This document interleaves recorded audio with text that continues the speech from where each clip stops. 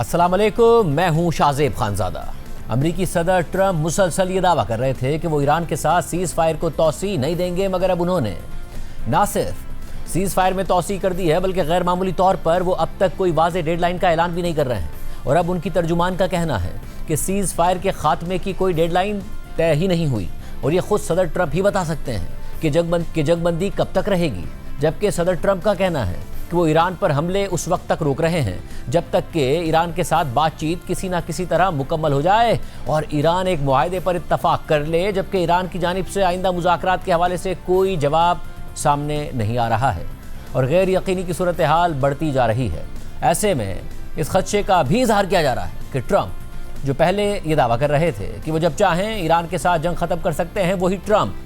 जंग तो नहीं चाहते मगर जंगबंदी को मज़ीद खींचना चाहते हैं। और आम बात यह है कि 14 से 15 मई को चीन में सदर ट्रंप की चीनी सदर शी जिनपिंग से एक अहम मुलाकात तय है, जो पहले ही ईरान जंग की वजह से आगे कर दी गई थी। और ये ख्याल किया जा रहा है कि ट्रंप चाहेंगे कि जंग उससे पहले ख़त्म हो जाए, मगर क्या ट्रंप ये चाहेंगे कि जंग उस मुलाकात तक खींच दी जाए? ये सारे सवाल अपनी जगह पर मौजूद हैं। इस सारी सूरत हाल में अमरीका और ईरान दोनों ने स्ट्रेट ऑफ हुर्मुज़ पर कंट्रोल के हवाले से इक़दामात को मज़ीद सख्त कर दिया है। अमरीकी सदर ट्रंप ने अपनी सोशल मीडिया पोस्ट में कहा कि मैंने अमरीकी बहरिया को हुक्म दे दिया है कि वो हर उस कश्ती को निशाना बनाकर तबाह कर दे, चाहे वो छोटी कश्ती ही क्यों ना हो, जो स्ट्रेट ऑफ हुर्मुज़ के पानियों में माइंस बिछा रही हो। इसमें किसी किस्म की ताख़ीर या हिचकिचाहट नहीं होनी चाहिए। इस दौरान ट्रंप ने यह भी लिखा कि ईरान के कुल 159 बहरी जंगी जहाज़ पहले ही समंदर की तह में पहुंचा दिए गए हैं। इसके अलावा हमारे माइन स्वीपर्स इस वक्त स्ट्रेट ऑफ हुर्मुज़ को साफ कर रहे हैं और मैं हुक्म देता हूं कि ना सिर्फ ये कार्रवाई जारी रखी जाए बल्कि इसे 3 गुना बढ़ा दिया जाए। Thank you for your attention to this matter. इस पोस्ट के चंद मिनट बाद ही ट्रंप ने एक और पोस्ट करते हुए लिखा कि ईरान को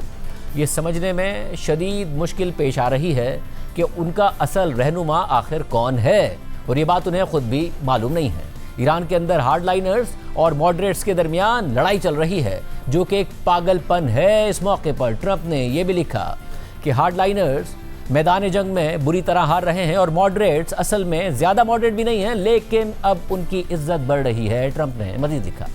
कि हमने स्ट्रेट ऑफ हुर्मुज़ पर मुकम्मल कंट्रोल हासिल कर लिया है। ना तो कोई भी जहाज़ अमरीकी बहरिया की मंजूरी के बगैर दाखिल हो सकता है और ना ही वहाँ से बाहर जा सकता है। और जब तक ईरान किसी मुआहदे तक नहीं पहुँच जाता, स्ट्रेट ऑफ हुर्मुज़ मुकम्मल तौर पर सील्ड रहेगी। ट्रंप के मुताबिक स्ट्रेट ऑफ हुर्मुज़ मुकम्मल तौर पर सील्ड है और अमेरिका के कंट्रोल में है। जबकि सदर ट्रंप को जवाब देते हुए ईरान की अदलिया के सरबराह गुलाम हुसैन मोहसिनी ने कहा है कि अमरीकी स्ट्रेट ऑफ हुर्मुज़ तक पहुंचने की हिम्मत भी नहीं कर सकते, क्योंकि उन्होंने खुद देख लिया है कि उनके इंतहाई जदीद समझे जाने वाले जहाज़ों के साथ क्या हुआ। गुलाम हुसैन मोहसिनी का मजीद कहना है कि ईरान की तेज़ रफ्तार कश्तियाँ और समंदरी ड्रोन्स अमरीकी बहरिया के जहाज़ों को तबाह करने के लिए इंतज़ार कर रहे हैं। जबकि अभी अब से कुछ देर पहले ईरानी सदर मसूद पेज़ेश्कियान ने जवाब दिया है सदर ट्रंप को और कहा है कि ईरान के अंदर ना कोई रेडिकल्स हैं ना ही कोई मॉडरेट्स हैं। हम सारे ईरानी हैं और हम सारे इनकलाबी हैं और हमारा जो इत्तेहाद है वो फौलादी है। हम एक ही कौम, एक ही हुकूमत हैं और हम मुकम्मल फरमाबरदारी के साथ, सुप्रीम लीडर की मुकम्मल फरमाबरदारी के साथ इनकलाब को आगे बढ़ाते हुए अग्रेसर को मजबूर करेंगे कि उसे अपने इक़दामात पर, क्रिमिनल इक़दामात पर अफसोस हो। एक खुदा है, एक कौम है, एक लीडर है, एक रास्ता है और वो रास्ता जाता है ईरान की फतह की तरफ। और जो ज़िंदगियां हैं वो बहुत ज़्यादा ईरानियों की कीमती हैं। ईरानी सदर मसूद पेज़ेश्कियान ने, जो सदर ट्रंप बार बार ये कह रहे थे कि ईरान में इस वक्त इख्तलाफ पाया जाता है, रेडिकल्स अलग हैं, मॉडरेट्स अलग हैं, उनको जवाब देते हुए कहा है कि ईरान में ना तो कोई रेडिकल है ना कोई मॉडरेट है, हम ईरानी हैं और इनकलाबी हैं। हम एक खुदा के मानने वाले हैं, एक कौम है, एक लीडर है और एक ही हमारा रास्ता है और वो रास्ता ईरान की जीत की तरफ जाता है। और नाज़रीन, आम बात यह है कि ईरानी पार्लियामेंट के स्पीकर बाक़िर कालिबाफ ने भी बिल्कुल इन्हीं अल्फाज में यही ट्वीट किया है कि ना ईरान के अंदर कोई रेडिकल है ना ही मॉडरेट है। बाक़िर कालिबाफ बहुत ज़्यादा सख्त समझे जाते हैं, जबकि मसूद पेज़ेश्कियान जो कि ईरान के सदर हैं वो मॉडरेट समझे जाते हैं, मुज़ाकरात के हामी समझे जाते हैं। अब दोनों की तरफ से सदर ट्रंप को जवाब देते हुए बिल्कुल एक ही अल्फाज में एक ही पोस्ट किया गया है और कहा गया है कि ईरान में ना कोई रेडिकल है ना कोई मॉडरेट है, हम ईरानी एक हैं, रिवोल्यूशनरी हैं, एक खुदा, एक कौम, एक लीडर और एक रास्ता है और रास्ता ईरान की विक्ट्री की तरफ जाता है। इस सारी सूरत हाल में इस वक्त स्ट्रेट ऑफ हुर्मुज़ पर मुकम्मल कंट्रोल की जंग जारी है और इसी वजह से अमेरिका ने ईरान की जानिब से स्ट्रेट ऑफ हुर्मुज़ के कंट्रोल को कमज़ोर करने के लिए उससे आगे अपना नेवल ब्लॉकेड लगा दिया है, जिसकी वजह से ईरान मुज़ाकरात से इनकार कर रहा है और इसे जंगबंदी की खिलाफ वर्जी करार दे रहा है। सिर्फ यही नहीं बल्कि अमेरिका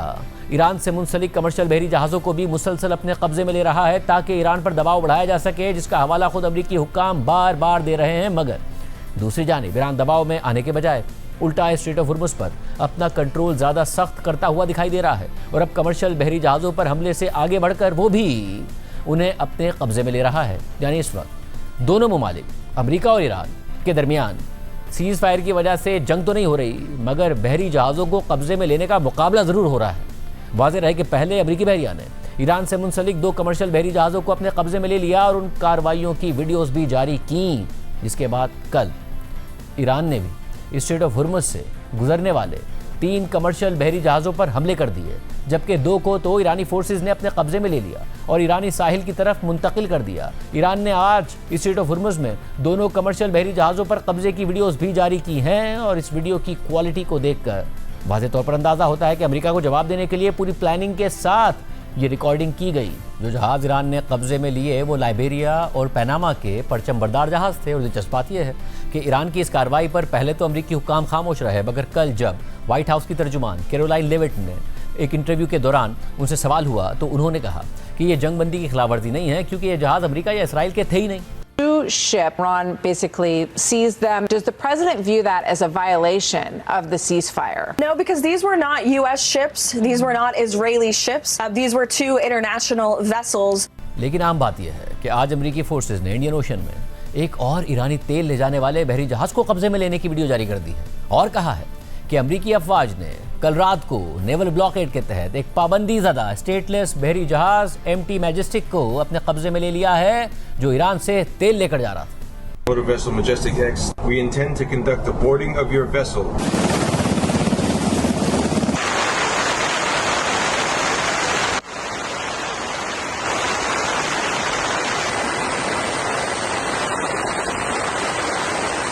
जबकि सेंटकॉम के मुताबिक नेवल ब्लॉकेड के निफाज के बाद से अब तक अमेरिकी फोर्सेज ने ईरान से आने वाले 31 जहाज़ों को वापस भेजा है। दूसरी जानिब ईरानी मीडिया के मुताबिक आज ईरान की पार्लियामेंट के डिप्टी स्पीकर हमीद रजा हाजी बाबाई ने ऐलान कर दिया है कि ईरान के मरकजी बैंक को स्ट्रेट ऑफ हुर्मुज़ से मिलने वाले टोल टैक्स से हासिल होने वाली पहली आमदनी मौसूल हो गई है। वाज़ेह रहे कि ईरानी पार्लियामेंट ने एक मंसूबे की मंजूरी दी थी जिसके तहत स्ट्रेट ऑफ हुर्मुज़ से गुजरने वाले बहरी जहाज़ों पर टोल आयद किया जाएगा। ऐसे में जब अमेरिकी बहरिया ने ईरान का नेवल ब्लॉकेड कर रखा है और इसके जवाब में ईरान की जानिब से भी मुसलसल सख्त इक़दाम सामने आ रहे हैं, वहीं दूसरी तरफ गैर मामूली तौर पर अमेरिकी बहरिया के सेक्रेटरी जॉन फेलन को ही बरतरफ कर दिया गया है। और अमेरिकी मीडिया के मुताबिक जॉन फेलन को ऐसे वक्त में बरतरफ किया गया है कि जब गुज़िश्ता कई माह से उनके और अमेरिका के वज़ीर दिफा पीट हेग्सेट के दरमियान अमेरिकी नेवी में जहाज़ साजी में रिफॉर्म्स और सदर ट्रम्प के साथ जॉन फेलन के करीबी ताल्लुकात पर तनाव बढ़ गया था। और ये पहला वाक़या नहीं है, पीट हेग्सेट इससे पहले भी अमेरिका के मुतादिद जर्नेलों को फायर कर चुके हैं, बहुत सारी तब्दीलियाँ कर चुके हैं। सारी सूरत हाल में मुज़ाकरात के हवाले से अब तक कोई भी पेशरफ सामने नहीं आई है और स्ट्रेट ऑफ हुर्मुज़ में सूरत हाल मुसलसल ख़राब होती दिखाई दे रही है और जाहिर है कि इसका नुकसान पाकिस्तान समेत पूरी दुनिया को हो रहा है और ख़ासतौर पर ट्रंप के अरब इत्तेहादी इसका सबसे बड़ा निशाना है क्योंकि उनकी तेल और गैस की सप्लाई बुरी तरह मुतासिर है। और ऐसे में ट्रंप पर अमेरिका में तनकीद में भी इजाफा हो गया है और इस तनकीद के लिए एक लफ्ज़ टाको का काफ़ी इस्तेमाल भी हो रहा है। टाको यानी ट्रंप ऑलवेज चिकन्स आउट। इस लफ्ज़ या जुमले का पस मंज़र जानना चाहते हैं क्योंकि अमेरिका में ट्रंप के सियासी मुखालफिन अब उनके लिए बार बार इस लफ्ज़ टाको का इस्तेमाल कर रहे हैं। ट्रंप खुद भी और व्हाइट हाउस की तर्जुमान कैरोलाइन लेविट भी बार बार ये साबित करने की कोशिश करती हैं कि ट्रंप जो कहते हैं वो करते हैं और कभी भी ब्लफ नहीं करते हैं, मगर हकीकत इसके बिल्कुल बरक्स नजर आ रही है। CNN की तज्जियाती रिपोर्ट के मुताबिक ईरान के खिलाफ जंग के 5वें दिन 4 मार्च को व्हाइट हाउस की तर्जुमान कैरोलाइन लेविट ने अमेरिका के दुश्मनों के लिए एक सख्त पैगाम दिया और कहा कि मुखालिफों ने यह सोचा था कि सदर ट्रंप माजी के अमरीकी सदूर की तरह ही होंगे और वो सिर्फ बातें करेंगे और अपनी वाज़ेह रेड लाइन्स नाफिज करने से गुरेज करेंगे, लेकिन यह अंदाज़ा एक तबाहकुन गलती साबित हुआ है। कैरोलाइन लेविट ने इस दौरान मजीद कहा कि सदर ट्रंप ब्लफ नहीं करते, यानी वो खाली धमकियाँ नहीं देते। मगर कैरोलाइन लेविट का ये बयान पहले से ही मशकूक था, ख़ासतौर पर इस बात को देखते हुए कि ट्रंप की रूस और यूक्रेन की जंग के हवाले से खोखली धमकियों और गुजर जाने वाली डेडलाइंस की अब एक वाज़ेह तारीख मौजूद है। गुज़िश्ता 5 हफ्तों ने शायद उनके बतौर सदर दोनों अदवार में किसी भी और वक्त से ज़्यादा ट्रंप को एक ब्लफ करने वाले शख्स के तौर पर साबित कर दिया है, और वो भी निहायत बड़े और वाज़ेह पैमाने पर। और जंग के बाद 5 मुख्तलिफ मौक़े पर सदर ट्रंप ने ईरान के लिए मुख्तलिफ डेडलाइंस मुकर्रर की कि वो इनकी शराइत मान ले या उनके गज़ब का सामना करे, लेकिन हर बार ट्रंप ने अपनी ही डेडलाइन को मौखर कर दिया। हालांकि अवामी तौर पर इस बात के बहुत कम शवाहिद मौजूद थे कि ईरान ने सदर ट्रंप की तरफ से लगाई गई शराइत पूरी की हो। अहम बात यह है कि ट्रंप के इन्हीं ब्लफ्स की वजह से अमेरिका में उनके मुखालिफिन ने उनके लिए एक तनकीदी टर्म भी बना लिया। वो टर्म है टाको, यानी ट्रंप ऑलवेज चिकन्स आउट, जिसका मतलब है कि ट्रंप हमेशा घबरा जाते हैं या ट्रंप हमेशा डर के पीछे हट जाते हैं। और ये बात कि ट्रंप घबरा कर पीछे हट जाते हैं, ये उनके नाक़दीन की तरफ से एक तंज़ बन चुकी है। लेकिन ये इतनी मज़ाहिया बात भी नहीं है, क्योंकि ये वही ट्रंप हैं जो कभी अमेरिकी सदर बराक ओबामा को इस बात पर शदीद तनकीद का निशाना बनाते रहे कि वो सीरिया यानी शाम में अपनी रेड लाइंस नाफिज नहीं कर पा रहे। और ये वही ट्रंप हैं जो कहा करते थे कि जब आपका ब्लफ पकड़ा जाता है तो उसकी एक हकीकी कीमत होती है, और ये अमेरिका की साख और ताकत के मुजाहरे दोनों को नुकसान पहुँचाती है, यानी आपके ब्लफ की कीमत अमेरिका अदा करता है। CNN के तजिए के मुताबिक एक फरीक ऐसा है जो मुकम्मल तौर पर जानता है कि ट्रंप ने किस हद तक ब्लफ किया है, और वो फरीक है ईरान। सबसे पहले ट्रंप ने 21 मार्च को सोशल मीडिया पर पोस्ट करते हुए ईरान को 48 घंटों की डेडलाइन दे दी थी और कहा था कि अगर ईरान 48 घंटों के अंदर स्ट्रेट ऑफ हुर्मुज़ को नहीं खोलता तो अमेरिका ईरान के पावर प्लांट्स पर हमले शुरू कर देगा। मगर इस डेडलाइन में अभी 12 घंटे बाकी थे, तो 23 मार्च को ट्रंप ने एक और पोस्ट की और ईरान के साथ बहुत अच्छी और नतीजा खेज बात का दावा करते हुए अपनी इस डेडलाइन में 5 दिन की तौसी का ऐलान कर दिया। मगर बात यहाँ पर ख़त्म नहीं हुई, क्योंकि फिर 28 मार्च को 5 दिन की इस डेडलाइन के ख़त्म होने से 2 दिन पहले 26 मार्च को ट्रंप ने इस डेडलाइन में मजीद 10 दिनों की तौसी का ऐलान कर दिया और ये दावा कर दिया कि ये तौसी ईरानी हुकूमत की दरख्वास्त पर की जा रही है और उनकी ईरान के साथ बहुत अच्छी बातचीत हो रही है। लेकिन ईरानी हुकाम ने ऐसी किसी भी दरख्वास्त की तरदीद कर दी और आला ईरानी ओहदेदारों ने सिर्फ इतना कहा कि पैगामात का तबादला हो रहा है, मगर कोई हकीकी बातचीत नहीं हो रही है। ट्रंप ने उस वक्त दावा किया था कि ईरानी हुकाम ये कहने से खौफजदा हैं कि वो मुआहदा करने के लिए कितने बेचैन हैं, क्योंकि उन्हें मारे जाने का डर है। लेकिन तकरीबन 1 माह बाद भी इस बात के बहुत कम शवाहिद मौजूद हैं कि ईरानी हुकाम ने बातचीत में अमेरिका को कोई बड़ी रियायत पेश की हो या फिर मिन्नतें की हो कि हमसे मुआहदा कर लो। इसके बाद कई दिनों तक ट्रंप मुसलसल अपनी इस डेडलाइन के लिए मुतालबात और शराइत पर मबनी बयानात देते रहे। फिर 4 अप्रैल को ट्रंप ने दोबारा कह दिया कि ईरान के पास सिर्फ 48 घंटे बाकी हैं, वरना उन पर जहन्नुम नाजिल कर दी जाएगी। मगर ट्रंप की धमकियों का ईरान पर बज़ाहिर कोई असर दिखाई नहीं दिया और ईरान की जानिब से ट्रंप के किसी भी मुतालबे पर अमल भी नहीं हुआ और ना ही कोई मुआहदा और ना ही स्ट्रेट ऑफ हुर्मुज़ खुल सकी। मगर इसके बावजूद 6 अप्रैल को ट्रंप ने अपनी डेडलाइन में 1 दिन का और इजाफा कर दिया और इसकी वजह मसीहियों के मजहबी त्यौहार ईस्टर को करार दे दिया और कहा कि मैंने सोचा कि ईस्टर के अगले दिन हमला करना मुनासिब नहीं होगा, मैं एक अच्छा इंसान हूँ। और फिर 7 अप्रैल को जब ट्रंप की जानिब से ईरान को दी गई आखिरी डेडलाइन में सिर्फ चंद घंटे बाकी थे और इसके बावजूद ईरान की तरफ से उनके मुतालबात पर अमल दरामद के कोई आसार सामने नहीं आ रहे थे और इस दौरान पाकिस्तान भी मुसलसल सिफारती कोशिशों के जरिए हमले रोकने की कोशिशें कर रहा था। इसी दौरान ट्रंप ने अपनी डेडलाइन से सिर्फ 88 मिनट पहले 2 हफ्तों की जंगबंदी का ऐलान कर दिया और फिर 2 हफ्तों की यह जंगबंदी ख़त्म होने से चंद घंटे पहले ट्रंप ने यह ऐलान कर दिया कि वो ईरान पर अपने हमले उस वक्त तक रोक रहे हैं कि जब तक ईरान मुआहदे के लिए कोई तजवीज़ पेश ना कर दे और बातचीत मुकम्मल ना हो जाए। CNN के मुताबिक ज़राए के मुताबिक ट्रंप जंगबंदी में इस नई तौसी को महदूद मुद्दत के लिए रखना चाहते थे, लेकिन फिर व्हाइट हाउस की तर्जुमान ने कहा कि सदर ट्रंप ने कोई हतमी डेडलाइन मुकर्रर ही नहीं की थी और इन सब बातों की वजह से ईरान को यही पैगाम मिला कि ट्रंप इस जंग को किसी तौर पर भी दोबारा शुरू नहीं करना चाहते और जब भी धमकी देते हैं तो असल में ब्लफ कर रहे होते हैं। मगर यह भी हकीकत है कि गुज़िश्ता 9 माह में 2 दफ़ा ट्रंप ईरान पर हमला कर चुके हैं, तो अब देखते हैं कि इस बार वो आखिर तक ब्लफ करेंगे, फिर फ्रस्ट्रेट होकर हमला ही कर देंगे। इस पूरी सूरत हाल में मुज़ाकरात के हवाले से अब तक क्या पेशरफ्त हुई है, क्या अभी भी इम्कान बाकी है कि दोनों ममालिक मुज़ाकरात की मेज़ तक आएँ? बात करते हैं इस्लामाबाद से बाखबर सहाफ़ी कामरान यूसुफ से। कामरान, बहुत शुक्रिया मुझे मुनाइन करने के लिए। बहुत करीब से आपने इन सारे मामलात को देखा है। आप अब भी ये कह रहे हैं, मैं आपकी पोस्ट देख रहा था, कि बहुत इंटेंस बैक चैनल डिप्लोमेसी अभी भी चल रही है ताकि डेडलॉक टूट जाए। डेडलॉक किस बात पर है और डिप्लोमेसी किस लेवल पर इस वक्त जारी है? बिल्कुल, आई थिंक पाकिस्तान ने गिव अप अभी भी नहीं किया, क्योंकि इतना हमने इसमें इन्वेस्ट किया है और हम चाहते हैं कि ये प्रोसेस जो है किसी लॉजिकल एंड पर पहुंचे। और मल्टीपल चैनल्स हैं, आई थिंक कुछ तो मुलाकातें पब्लिकली भी हो रही हैं। हमने देखा कि पाकिस्तान के प्राइम मिनिस्टर की कल ईरान के सफ़ीर से मुलाकात हुई, आज फिर पाकिस्तान के वज़ीर दाखिला की जो अमेरिका की चार्ज डी अफेयर है उनके साथ मुलाकातें, फिर पाकिस्तान के प्राइम मिनिस्टर के साथ चीन के एम्बेसडर की मुलाकात। और इसके अलावा पस पर्दा जो भी इस सारे क्राइसिस के दौरान पाकिस्तान, ईरान और अमेरिका ने एक जो चैनल एस्टेब्लिश किया उसके जरिए भी बातचीत हो रही है। और जो डेडलॉक जहां तक बात है, जाहिर है कि अपेरेंटली जो ईरान की तरफ से वही कि जो सीज फायर का जो एक और प्रोविजन थी कि यूएस नेवल ब्लॉकेड खत्म करेगा और उसके बाद ही फिर मुज़ाकरात होंगे। बट ओवरऑल आई थिंक जो सेंस है, जो बुनियादी फ़र्क है कि अमेरिका एक क्विक फिक्स चाहता है। वो चाहता है, अमेरिकी सदर ट्रंप चाहते हैं कि जो भी मुज़ाकरात हों, एक डील हो, उसको साइन करें and then they move on. जो ईरान है ऑन द अदर हैंड, वो इंक्रीमेंटल अप्रोच का हामी है, यानी कि स्टेप बाय स्टेप वो आगे बढ़ना चाहता है, क्योंकि वो कहता है कि एतमाद का फुकदान है और एक एक चीज़ को हम आगे लेके चलना चाहते हैं। तो इस वजह से भी, और फिर जो with in Iran I think कुछ चीज़ें जो शायद 2 दिन पहले या कल मुमकिन तौर पर इस्लामाबाद में मुज़ाकरात हो सकते थे और पहले ग्रीन सिग्नल मिला भी, तो उसमें इनिशियली तो शायद एक इंक्लिनेशन मिली थी, जो भी प्रपोजल्स अमेरिका की तरफ से आए थे वाया पाकिस्तान ईरान को दिए गए थे। लेकिन बाद में कुछ ऐसी खबरें ज़रूर आई कि with in the Iranian setup शायद उनको ये था कि अगर इमीडिएटली कोई डील करते हैं तो maybe it will be a hard sell. उनको लगता है कि शायद उससे कोई एक बेहतर पब्लिकली डोमेस्टिकली वो तासुर ना मिले, तो इस वजह से जो मामला आगे नहीं बढ़े। लेकिन ओवरऑल अभी भी कहीं ना कहीं, अगर वो कहते हैं ना कि एक विंडो डिप्लोमेसी की, बेशक वो कोई कितनी छोटी विंडो क्यों ना हो, अभी भी वो ओपन जरूर है। और जो पाकिस्तान है उस विंडो को बंद नहीं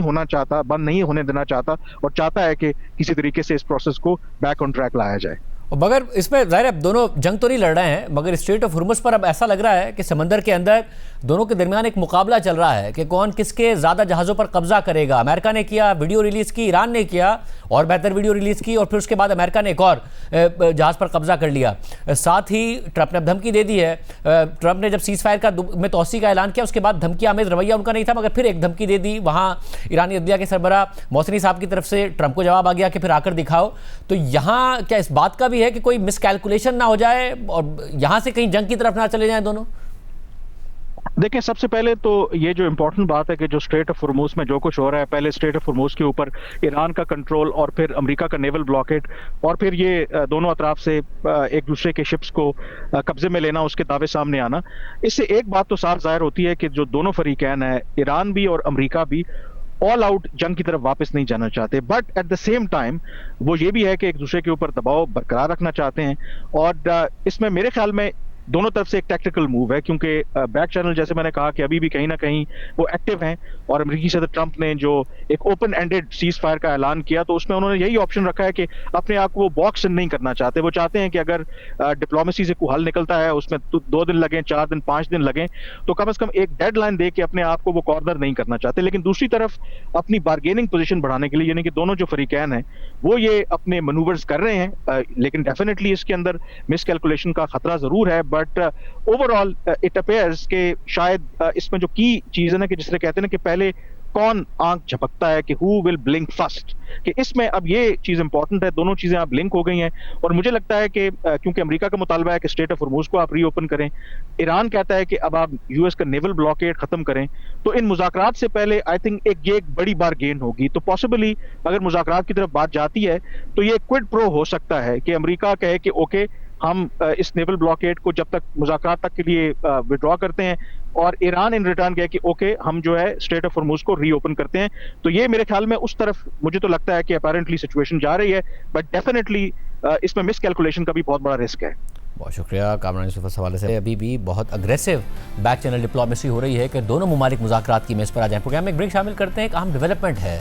अगर दोनों ममालिक जंग की तरफ जाते हैं तो क्या हो सकता है, बात करेंगे एक ब्रेक के बाद।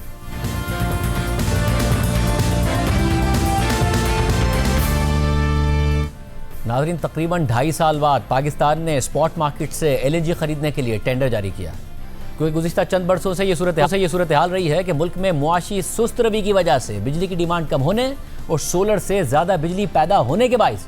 ग्रिड में सरप्लस बिजली मौजूद है और इतनी एलएनजी की जरूरत ही नहीं थी जितनी तवील मुद्दती मुआहदों के तहत आ रही थी। हालांकि उससे पहले मुल्क को बिजली के साथ साथ गैस के भी बहरान का सामना हुआ करता था। तवील मुद्दती मुआहदों से एलएनजी आने के बावजूद पाकिस्तान को स्पॉट मार्केट से महंगी एलएनजी खरीद कर अपनी ज़रूरत पूरी करनी पड़ा करती थी। मगर ईरान जंग से पहले ये सूरत हाल थी नाजरीन कि हुकूमत ने ENI और कतर से मुज़ाकरात करके मुल्क में आने वाले एलएनजी कार्गोज को डिले करवाया। पाकिस्तान का कतर के साथ साथ इटालियन कंपनी ENI के साथ भी एलएनजी सप्लाई करने का तवील मुद्दती मुआहदा है और पाकिस्तान ने 2026 और 2027 के लिए ENI से आने वाले 21 एलएनजी कार्गोज को कैंसिल करा दिया। कतर से भी मुज़ाकरात करके पाकिस्तान ने माहाना कम एलएनजी कार्गोज लिए। पाकिस्तान ने तकरीबन 2.5 साल से दिसंबर 2023 के बाद स्पॉट मार्केट से कोई एलएनजी कार्गो नहीं खरीदा था और फिर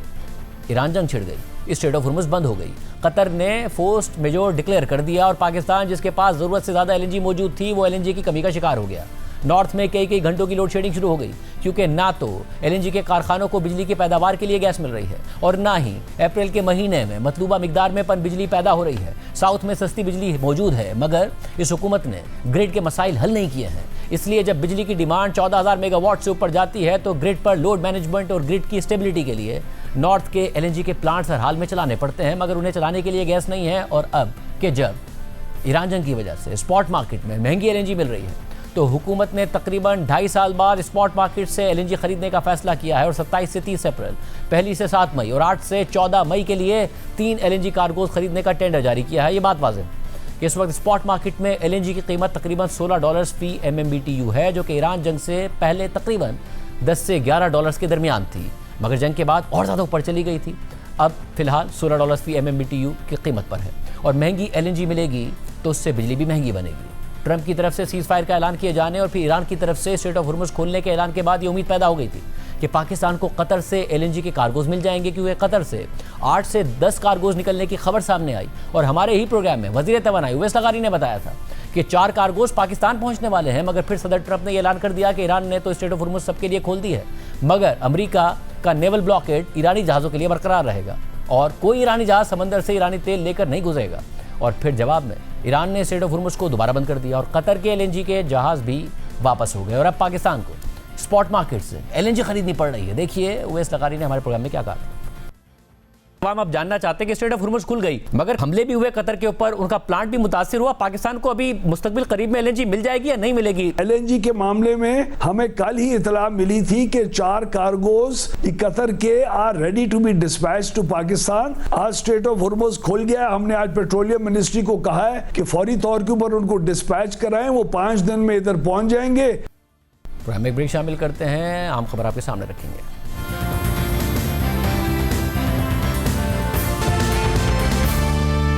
ईरान और अमेरिका के दरमियान इस वक्त आर्जी जंग बंदी है मगर ये जंग दोबारा शुरू होने का खतरा मौजूद है। इसलिए ये सवाल भी अपनी जगह मौजूद है कि अब अगर अमेरिका ने ईरान पर हमला कर दिया और ट्रंप की धमकी के मुताबिक ईरान के पावर प्लांट्स और दीगर इंफ्रास्ट्रक्चर को तबाह कर दिया तो क्या ईरान अब भी जवाब देने की सलाहियत रखता है? क्या अब भी ईरान के पड़ोसी अरब ममालिक को इतना ही खतरा है? जाहिर है कि अमेरिका के पास ईरान में तबाही फैलाने की बेपनाह सलाहियत मौजूद है मगर अमेरिका में यह सवाल भी उठाया जा रहा है कि इस जंग में अमेरिका की तरफ से इतना असलहा इस्तेमाल करने और ईरान के हमलों से बचने के लिए इसराइल और अरब ममालिक की तरफ से इंटरसेप्टर्स इस्तेमाल करने और फिर उन इंटरसेप्टर्स में कमी की खबरें सामने आने के बाद ये सवाल खड़ा हो गया है कि क्या अमेरिका मुस्तकबिल में चीन से किसी भी मुमकिना जंग के लिए तैयार भी है या नहीं? और क्या ईरान पर हमला करके अमेरिका ने चीन को उल्टा ये इत्मीनान दे दिया है कि अमेरिका की मिलिट्री ताकत का मुकाबला कैसे करना है? क्योंकि 28 फरवरी से 8 अप्रैल तक जारी होने वाली जंग के बाद अब ये खबरें सामने आ रही हैं कि इस तनाज़े में असलहे के अमरीकी ज़ख़ीरे में काबिल ज़िक्र हद तक कमी हो गई है जबकि ईरान का फ़ौजी नुकसान उससे कम हुआ है कि जितना अमरीकी हुक्काम ने दावा किया है और ईरान की फ़ौजी सलाहियतें इससे ज़्यादा हैं जितनी ट्रंप इंतज़ामिया अवामी तौर पर तस्लीम कर रही है। जबकि इन सलाहियतों में मज़ीद इजाफे का भी इम्कान मौजूद है और ये बातें कोई और नहीं अमरीकी और इसराइली मीडिया रिपोर्ट कर रहा है और अमरीकी और इसराइली इंटेलिजेंस रिपोर्ट्स की बुनियाद पर रिपोर्ट कर रहा है। इसी हवाले से अमरीकी नशरियाती इदारे CNN ने लिखा है कि अगर ईरान के खिलाफ कार्रवाइयों में असलहे का ज़ख़ीरा इस्तेमाल होने के बाद कोई और जंग छिड़ गई तो अमरीका को मिसाइलों की कमी का खतरा लाहक हो सकता है। रिपोर्ट में लिखा है कि अमरीकी महकमा दिफा के हालिया अंदरूनी जायजों से वाकिफ 3 अफराद और दीगर माहिरीन के मुताबिक ईरान के साथ जंग के दौरान अमरीकी फौज ने अहम मिसाइलों का अपना जखीरा नुमाया हद तक कम कर दिया और आने वाले चंद बरसों में अगर कोई नई जंग छिड़ गई तो गोला बारूद जल्द खत्म होने का खतरा पैदा हो गया है। Centre for strategic and international studies की जानिब से की गई एक नई तहकीक के मुताबिक गुज़िश्ता 7 हफ्तों की जंग में अमरीकी फौज ने अपने कम से कम 45% प्रिसिशन स्ट्राइक मिसाइल इस्तेमाल कर लिए और थर्ड मिसाइल का कम से कम आधा जखीरा इस्तेमाल कर लिया। और ये थर्ड मिसाइल बैलिस्टिक मिसाइलों के हमलों को रोकने के लिए बनाए गए हैं। इसके अलावा ईरानी मिसाइल हमलों को रोकने के लिए इस जंग में तकरीबन 50% पैट्रियट फिजाई दिफाई मिसाइल भी इस्तेमाल कर डाले हैं। इस तज्जिए से वाकिफ ज़राए के मुताबिक ये आदाद-ओ-शुमार पेंटागन के खुफिया डेटा से काफ़ी हद तक मुताबिकत रखते हैं। Centre for strategic and international studies के माहिरीन और दीगर ज़राए ने कहा है कि इस साल के आगाज़ में पेंटागन ने कई मुआहिदों पर दस्तखत किए ताकि मिसाइलों की पैदावार में इजाफा किया जा सके, लेकिन इन सिस्टम्स की फराहमी में 3 से 5 साल का वक्त लग जाएगा। Centre for strategic and international studies की इस तहकीक का खुलासा यह है कि फ़िलहाल अमरीका के पास इतने बॉम्ब और मिसाइल मौजूद हैं कि अगर सीज़ फायर टूट भी जाए तो वो ईरान के ख़िलाफ़ किसी भी हालात में जंग जारी रख सकेगा। लेकिन अहम गोला बारूद का ज़ख़ीरा अब इतना नहीं रहा कि वो चीन जैसे हरीफ का मुकाबला कर सके और इन हथियारों के ज़ख़ीरे को जंग से पहले की सतह तक वापस आने में मुमकिन तौर पर कई साल लग जाएंगे। अमरीकी मरीन कोर के एक रिटायर्ड कर्नल जो centre for strategic and international studies की इस रिपोर्ट के लिखने वालों में से एक हैं, उनका कहना है कि गोला बारूद के ज़्यादा इस्तेमाल ने वेस्टर्न अटलांटिक ओशन में एक ख़तरा पैदा कर दिया है। ताहम पेंटागन के तर्जुमान ने CNN को दिए गए जवाब में कहा कि फ़ौज के पास सदर ट्रंप की मर्जी के वक्त और जगह पर कार्रवाई करने के लिए दरकार हर चीज़ मौजूद है। CNN के मुताबिक अमरीकी फ़ौज ने तकरीबन 30% टोमाहाक मिसाइलों का ज़ख़ीरा इस्तेमाल कर लिया है। 20% से ज़्यादा तवील फासले तक मार करने वाले joint air to surface stand off missile और तकरीबन 20% SM-3 और SM-6 मिसाइल भी इस्तेमाल किए जा चुके हैं और इन सिस्टम्स को दोबारा हासिल करने में तकरीबन 4 से 5 साल लग जाएंगे। मिसाइलों के ये ख़त्म होते ज़ख़ीरे सदर ट्रंप के इस हालिया दावे के बिल्कुल बरक्स हैं, जिसमें उन्होंने कहा था कि अमेरिका को किसी भी हथियार की कमी नहीं है। हालांकि ट्रंप ने खुद ईरान जंग के बाइस मिसाइलों के लिए इजाफी फंडिंग भी मांग ली है। रिपोर्ट में एक अहम बात यह है कि ईरान जंग शुरू होने से पहले ही joint chiefs of staff committee के चेयरमैन जनरल डैन कैन और दीगर फौजी रहनुमाओं ने ट्रंप को खबरदार किया था कि ईरान के साथ तवील जंग अमरीकी हथियारों के ज़ख़ीरे पर असर डाल सकती है, ख़ासतौर पर वो हथियार जो इसराइल और यूक्रेन की मदद के लिए इस्तेमाल होते हैं। दूसरी तरफ इस हवाले से अमरीकी नशरियाती इदारे CBS न्यूज़ ने अपनी रिपोर्ट में लिखा है कि इंटेलिजेंस मालूमात से वाकिफ़ मुतादिद अमरीकी हुक्काम के मुताबिक ईरान अब भी इससे ज़्यादा फ़ौजी सलाहियत रखता है जितनी सलाहियत का वाइट हाउस या पेंटागन ने अवामी तौर पर दावा किया है। 3 हुक्काम ने बताया कि अप्रैल के आगाज़ में जंगबंदी शुरू होने तक ईरान के बैलिस्टिक मिसाइलों के ज़ख़ीरे और उनसे मुताल्लिक लॉन्चिंग सिस्टम्स का तकरीबन आधा हिस्सा अब भी महफूज है। अमरीकी हुक्काम के मुताबिक पासदारान इनक़लाब की बहरिया का तकरीबन 60% अब भी मौजूद है, जिसमें तेज़ रफ्तार हमलावर कश्तियाँ भी शामिल हैं, जिनके हवाले से सदर ट्रंप आज भी धमकियाँ दे रहे हैं क्योंकि उन्हीं से परेशान हो रहे हैं। 22 अप्रैल को ईरानी गन बोट्स ने स्ट्रेट ऑफ हुर्मुज़ में कई तिजारती जहाज़ों पर हमला कर दिया था। ये वाक़या उसके फ़ौरन बाद पेश आया था कि जब ट्रंप ने उन मुज़ाकरात के लिए मज़ीद वक्त देने की खातिर एकतरफ़ा तौर पर जंगबंदी में तोसी का ऐलान कर दिया था, मगर साथ ही ईरान का नेवल ब्लॉकेड भी बरकरार रखा था और ट्रंप ने दावा भी कर दिया था कि ईरानी नेवी को तबाह कर दिया गया है। इस रिपोर्ट पर रद्द-ए-अमल देते हुए व्हाइट हाउस की तर्जुमान कैरोलाइन लेविट ने कहा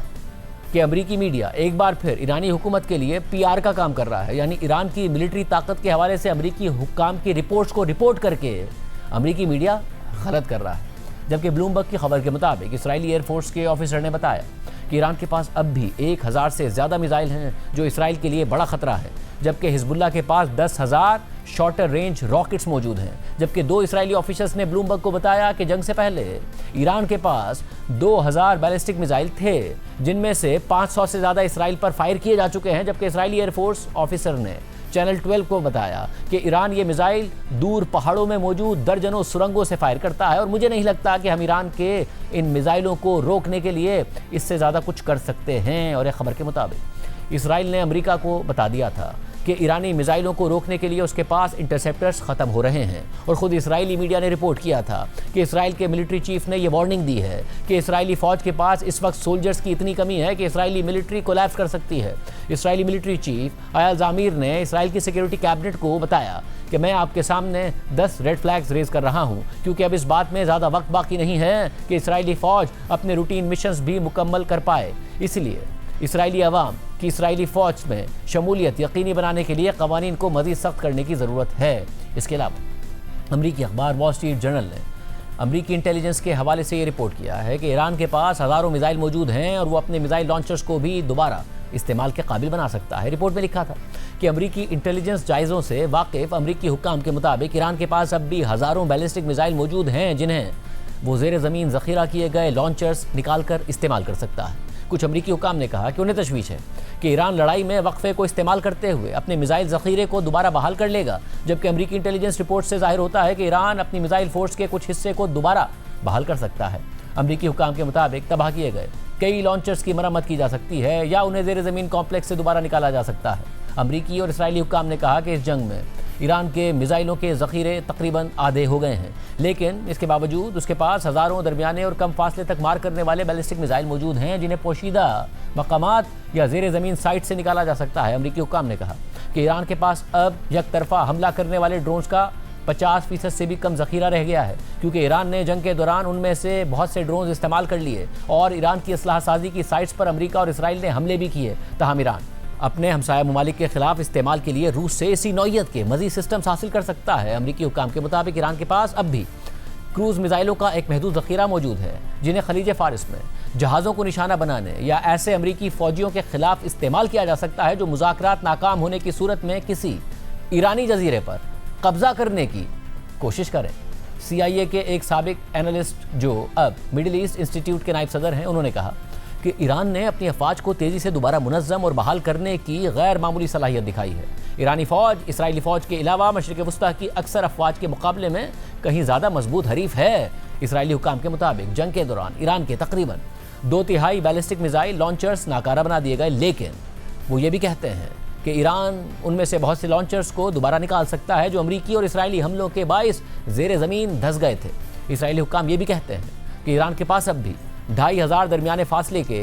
मिसाइलों में से 1000 से ज़्यादा बाकी हैं, जबकि बाकी या तो इस्तेमाल हो गए या तबाह कर दिए गए। वॉल स्ट्रीट जर्नल ने मज़ीद लिखा है कि ईरान की फ़िज़ाइया तो जंग से पहले ही कमज़ोर थी और वो तवील अरसे से अपने मिसाइलों के ज़ख़ीरे पर इन्हिसार करता आया है ताकि अपने मुखालफिन के ख़िलाफ़ ताकत का इजहार कर सके और ख़ुद पर होने वाले हमलों को रोक सके। 1991 में इराक़ के ख़िलाफ़ जंग के दौरान अमरीका के लिए इराक़ के मिसाइलों का सुराग लगाना एक बड़ा चैलेंज था, क्योंकि इराक़ियों के पास स्कड मिसाइल मौजूद थे। मिसाइल हमलों को रोकने के लिए अमरीका और उसके इत्तेहादी बरतानिया ने स्पेशल फोर्सेस इराक़ भेजी थी और सिर्फ फ़िज़ाई हमलों पर इन्हिसार नहीं किया था, लेकिन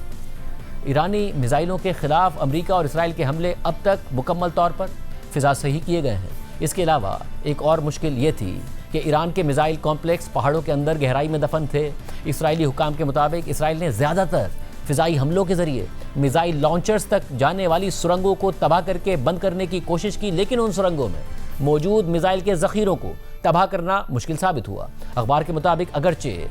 इसराइल ईरान की मिसाइल फायर करने की सलाहियत को मुकम्मल तौर पर ख़त्म नहीं कर सका, लेकिन इसराइली हुक्काम के मुताबिक ये एक कामयाबी थी कि उन्होंने जंग के दौरान ईरान की रोज़ाना फायरिंग करने की सलाहियत को कम करके 10 से 15 मिसाइल तक महदूद कर दिया, जबकि जंग के इब्तिदाई दिनों में ईरान की तरफ से रोज़ाना दर्जनों मिसाइल फायर किए जा रहे थे। इसराइली हुक्काम के मुताबिक ईरान इस वक्त मज़ीद मिसाइल तैयार नहीं कर सकता और वो अपने प्रोग्राम को कितनी तेज़ी से दोबारा आगे बढ़ाएगा इसका इन्हिसार इस बात पर होगा कि उसे रूस या चीन से किस नौइयत की मदद मिलती है। Centre for strategic and international studies से वाबस्ता जॉन ऑल्टरमैन ने कहा कि इस सारी सूरत हाल से एक बड़ा नतीजा ये निकलता है कि ईरान अपनी पहले की सलाहियत के एक कम हिस्से के साथ भी गल्फ़ में अमन और सलामती को कंट्रोल करने वाले मुल्क का किरदार अदा कर सकता है। ईरान के पास ये बड़ा एडवांटेज आ गया है कि हर वो दिन जिसमें वो हारते नहीं हैं वो जीतते हैं, और हर वो दिन जिसमें हम जीतते नहीं हैं हम हार जाते हैं। इसके साथ साथ ये खबरें भी सामने आती रहीं कि ईरान जंगबंदी के दौरान अपनी फ़ौजी सलाहियतों को दोबारा बेहतर करने की कोशिश कर रहा है। इस हवाले से CNN ने ईरान के मुतादिद मकाम की सैटेलाइट तस्वीर जारी करते हुए लिखा है कि ईरान हालिया जंगबंदी के दौरान अपनी ज़ेर ज़मीन मिसाइल तनसीबात के दाखिली रास्तों को बंद करने वाले मलबे को हटाने पर काम कर रहा है। इन तस्वीर में लोडर्स को देखा गया जो बंद सुरंगों से मलबा उठाकर करीबी डंपर ट्रकों में डाल रहे थे। इनमें से एक तस्वीर ईरान के शहर खुमैन के करीब वाक़े पहाड़ी इलाके में कायम एक ज़ेर ज़मीन मिसाइल बेस की थी। इस तस्वीर में नज़र आ रहा था कि एक सुरंग का दाखिली रास्ता मलबे की वजह से बंद था, जो मुमकिन तौर पर अमेरिका और इसराइल की बमबारी के नतीजे में बंद हुआ था। जबकि तस्वीर में इस मलबे के करीब हैवी मशीनरी दिखाई दी जो मुमकिन तौर पर सुरंग के रास्ते से मलबे को हटाने की कोशिश कर रही थी ताकि बेस का रास्ता दोबारा खोला जा सके। CNN के मुताबिक ये सैटेलाइट तस्वीर 10 अप्रैल को ली गई थी, जबकि ईरानी शहर तब्रेज़ के करीब से सामने आने वाली एक और तस्वीर में भी इसी तरह के मनाजिर दिखाई दिए। और इस तस्वीर में भी एक पहाड़ी इलाके में वाक़े एक मुमकिन ईरानी मिसाइल बेस के करीब हैवी मशीनरी दिखाई दी जो ज़ेर ज़मीन सुरंग के दाखिली रास्ते पर मौजूद मलबे को हटाने की कोशिश कर रही थी। और इस हैवी मशीनरी के साथ करीब ही डंपर ट्रकों की एक कतार भी दिखाई दी जो मुमकिन तौर पर मलबा उठा और उसे कहीं और मुंतकिल करने का इंतजार कर रहे थे। और ये तस्वीर भी 10 अप्रैल को ली गई थी, यानी जंगबंदी के बाद ईरान ने दोबारा जंग की तैयारी भी शुरू कर दी थी। और नाज़रीन, दूसरी तरफ वैसे तो लबनान में जंगबंदी है, मगर इसके बावजूद भी इसराइल की तरफ से सीज़ फायर की खिलाफ वर्जी के मुसलसल वाक़यात सामने आ रहे हैं और इसराइली फोर्सेज की लबनान में कार्रवाइयों का सिलसिला जारी है। इसराइली ज़मीनी फोर्सेज भी जनूबी लबनान में मौजूद हैं। आज भी इसराइली फोर्सेज ने जनूबी लबनान के मुख्तलिफ इलाकों में रिहायशी इमारतों को निशाना बनाया और अब लबनानी हुकूमत ने वाज़ेह कर दिया है कि जब तक इसराइली फोर्सेज लबनान से मुकम्मल इनखला नहीं करती तब तक लबनान किसी डील पर दस्तखत नहीं करेगा। यह बयान एक ऐसे वक्त में सामने आया है कि जब आज वाशिंगटन में लबनान और इसराइल के दरमियान सीज़ फायर में तौसी के हवाले से मुज़ाकरात हो रहे हैं। लबनानी वज़ीर आज़म नवाफ सलाम ने फ्रांस में वाशिंगटन पोस्ट को दिए गए इंटरव्यू में कहा है कि हम लबनान में इसराइल के नाम निहाद बफर जोन के साथ नहीं रह सकते। हम इसराइल के साथ मुज़ाकरात में इसलिए शरीक हो रहे हैं क्योंकि हमें यकीन है कि अमेरिका वो ताकत है जो इसराइल पर असर रसूख रखती है। सीज़ फायर में अमेरिका का अहम किरदार था। हमें उम्मीद है कि अमेरिका इसराइल पर अपना लेवरेज इस्तेमाल करता रहेगा। लबनानी वज़ीर आज़म से जब हिज़्बुल्लाह को डिसार्म करने का सवाल हुआ तो उन्होंने कहा कि यह रातों रात होने वाला कोई एक इवेंट नहीं है बल्कि एक प्रोसेस है। इसराइल की लबनान में कार्रवाइयाँ और सीज़ फायर की खिलाफ वर्जी मुसलसल जारी है और इसराइल ने जनूबी लबनान में लबनानी सहाफ़ी अमल खलील और उनके साथी ज़ैनब फ़राज को एयर स्ट्राइक में निशाना बनाया। इसराइली हमले में अमल खलील शहीद हो गई हैं जबकि ज़ैनब फ़राज शदीद ज़ख्मी हैं। लबनानी सदर जोसेफ ऑन ने अपनी सोशल मीडिया पोस्ट में इसराइल पर जानबूझकर और तसलसल के साथ सहाफ़ियों को निशाना बनाने का इल्ज़ाम लगाया है और कहा है कि इसराइल ऐसा इसलिए कर रहा है ताकि वो लबनान में अपनी जारहाना कार्रवाइयों के सच को छुपा सके। लबनानी वज़ीर आज़म नवाफ सलाम ने इसराइल को इंसानियत के खिलाफ जराइम का मुर्तकिब करार दिया है। अल जज़ीरा के मुताबिक अमल खलील अपनी साथी ज़ैनब फ़राज के साथ गाड़ी में रिपोर्टिंग के लिए जा रही थी कि इसराइल ने फ़िज़ाई हमला कर दिया और गाड़ी के करीब 2 अफराद शहीद हो गए। सहाफ़ी अमल खलील और उनकी साथी ज़ैनब फ़राज ने करीबी घर में पनाह ले ली। उनके कोलीग्स का कहना है कि आखिरी दफ़ा मकामी वक्त के मुताबिक शाम को 4:10 पर अमल खलील की आवाज़ सुनी गई जब उन्होंने अपने ख़ानदान के अफराद और लबनानी फ़ौज से रब्ता किया। रिपोर्ट के मुताबिक रेस्क्यू एहलकारों ने दोनों सहाफ़ियों तक पहुँचने की कोशिश की मगर इसराइली फोर्सेस ने रेस्क्यू एहलकारों पर भी हमला कर दिया और उन्हें पीछे हटना पड़ गया और फिर इसराइली फोर्सेस ने उस घर को निशाना बना डाला जहां दोनों खातून सहाफ़ियों ने पनाह ली हुई थी। और फिर 7 घंटों के बाद आधी रात को सहाफ़ी अमल खलील की लाश मलबे से निकाली गई और उनकी साथी ज़ैनब फ़राज को शदीद ज़ख्मी हालत में निकाला गया। लबनानी हुकाम के मुताबिक सहाफ़ी पर हमला डबल टैप स्ट्राइक थी, यानी एक हमले में बच जाने के बाद उन पर दोबारा हमला किया गया। पहले हमले के बाद सहाफ़ी अमल खलील और उनकी साथी ज़ैनब फ़राज को बचाने की कोशिशें की जा रही थीं जो इमरजेंसी एहलकारों पर फायरिंग की वजह से ताख़ीर का शिकार हो गई, यानी इसराइली फोर्सेस किसी भी तरह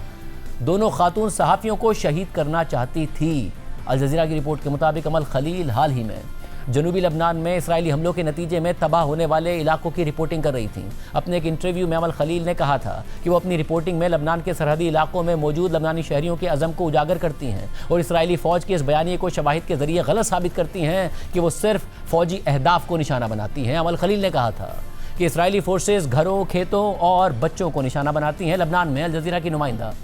हाइदी पेट ने बताया कि अमल खलील को व्हाट्सएप पर इसराइली नंबर से बराह रास्त धमकियां दी जा रही थी और उनसे रिपोर्टिंग रोकने का कहा जा रहा था, बल्कि यहाँ तक कि अमल खलील को ये धमकी दी गई कि अगर वो चाहती है कि उसका सर जिस्म से जुदा ना कर दिया जाए तो वो लबनान छोड़ दे। Amal is a well-known and respected journalist here in Lebanon. She had actually received direct threats during the last war from an Israeli phone number on WhatsApp, asking her to cease her reporting, in fact telling her that she should leave Lebanon if she wanted her head to remain on her shoulders. अमल खलील लबनान में इस साल शहीद होने वाली 9वीं सहाफ़ी हैं। गुज़िश्ता माह जनूबी लबनान में ही इसराइल ने एक और डबल टैप हमले में 3 सहाफ़ियों को कत्ल कर दिया था। हालांकि उनकी गाड़ी पर वाज़े तौर पर प्रेस लिखा हुआ था। इस हमले में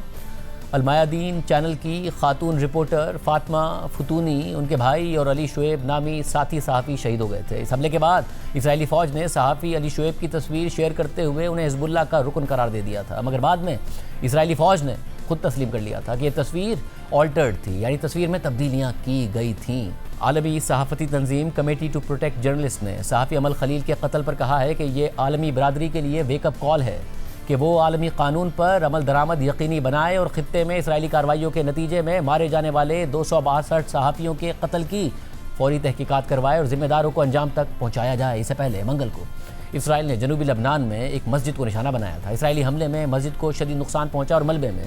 कुरान के बिखरे हुए नुस्खे भी देखे जा सकते हैं। साथ ही मुल्हिका इलाके में भी तबाही के मनाजिर दिखाई दिए। लबनान में इसराइल की जारियत से मुतासरा इलाकों में बुरा हाल है, ख़ासतौर पर जनूबी लबनान में इंफ्रास्ट्रक्चर तबाह हो गया है, इमारतें रहने के काबिल नहीं रहीं। आज के प्रोग्राम में इतना ही, इजाज़त दीजिए, अल्लाह हाफ़िज़।